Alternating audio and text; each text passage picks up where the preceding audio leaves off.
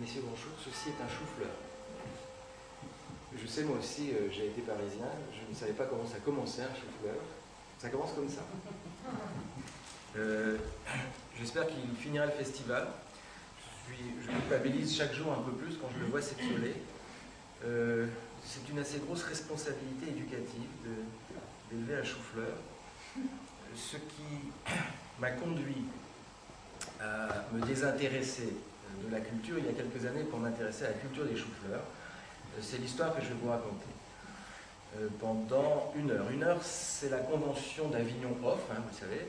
Vous montez Shakespeare en 5 actes, oui, ça doit dire en une heure. Ensuite, vous laissez la place à une compagnie qui a une heure, qui laisse la place à une compagnie qui a une heure. Ça dure comme ça toute la journée jusqu'au dernier spectacle, celui du directeur qui lui a 2 heures. Si vous êtes dans un spectacle de 5 heures, vous n'êtes plus dans le off, vous êtes passé dans le in, mais ce n'est plus du théâtre, c'est de la culture. C'est extrêmement différent. C'est même le contraire, si vous voulez. Le théâtre consiste... le off, par exemple, ce sont des gens qui essayent de dire quelque chose à quelqu'un, vous voyez, de dire des choses à d'autres gens. Ça rend fou de colère l'institution, le in, la culture avec un grand cul, qui passe son temps à démontrer qu'il n'y a plus rien à dire et qui dépense beaucoup d'argent pour ça. Donc c'est totalement agaçant de voir cette espèce de gens qui ont encore la prétention bête de délivrer des messages ou je ne sais pas quoi, enfin de changer le monde, alors la culture est donc cette démonstration politique permanente, si vous voulez, qu'il n'y a plus rien à dire, plus aucun message à délivrer, que Dieu a gagné définitivement, enfin bon. Le théâtre consiste aussi à faire semblant, la culture à faire pour de vrai, vous voyez. C'est un cours d'honneur, on fait vraiment pipi sur quelqu'un, vous voyez. Théâtralement, ça n'aura aucun intérêt, mais d'un point de vue culturel, c'est un formidable intérêt. Une formidable démonstration de quelque chose. Quand est-ce que tout cela a-t-il commencé? Probablement au moment où le pouvoir a proposé aux metteurs en scène, aux techniciens, vous savez que Villard s'appelait un animateur, il demandait qu'on l'appelle comme ça, de théâtre. Le pouvoir, à un moment, a compris et a invité ces gens-là à se prendre pour des créateurs et à faire acte de création.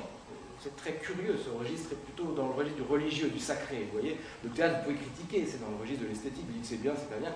La création, vous n'avez pas à critiquer ça. Sans ça, vous êtes un fasciste, un néo-nazi, un hitlérien, un populiste, un poujadiste, enfin bon, des choses comme ça.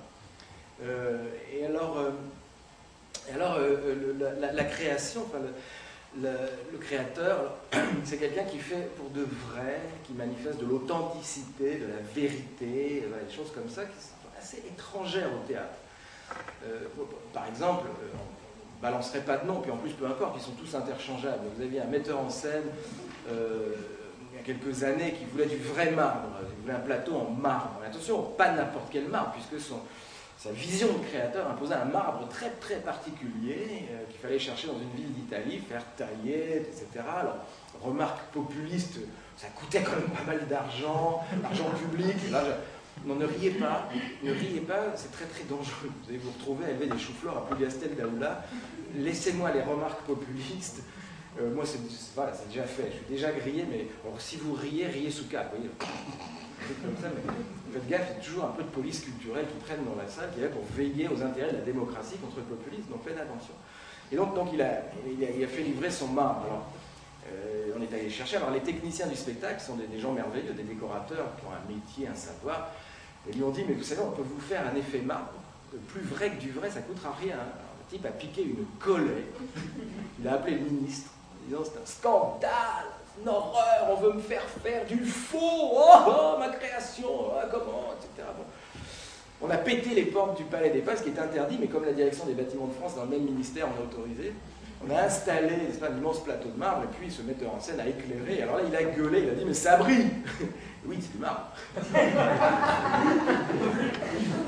Et alors, il a demandé au technicien de peindre du faux marbre sur le vrai marbre. C'est ça que vous avez vu si vous êtes allé voir ce spectacle. Voilà, c'est une petite métaphore, on pourra en raconter bien d'autres comme ça, mais alors bon, alors voilà, le problème c'est que quand on fait ça, on tombe dans le populisme, enfin, très embêtant. La création contemporaine, c'est quelque chose, on appelle ça contemporain. C'est les socialistes qui ont amené ça. La droite était moderne, et la gauche est contemporaine. Vous voyez, le contemporain, c'est plus moderne que moderne. Le contemporain, c'est maintenant. Alors ça, c'est génial, parce que le pouvoir, grâce à ça, grâce à ce qu'on appelle la création contemporaine, manifeste sa capacité de renouvellement, qui est une des composantes absolument essentielles du capitalisme. Il y en a d'autres, mais il y a celle-là. La nouveauté, vous savez, la rotation des produits, la nouveauté. Donc il faut sans arrêt démontrer qu'on est un capitalisme à la pointe de l'innovation. C'est à ça que sert cette démonstration permanente qui est la création contemporaine. Des gens de gauche, avec la meilleure intention du monde, défendent à fond ce concept qui pour moi est totalement de droite, ce qui fait que j'élève des choux-fleurs en Bretagne.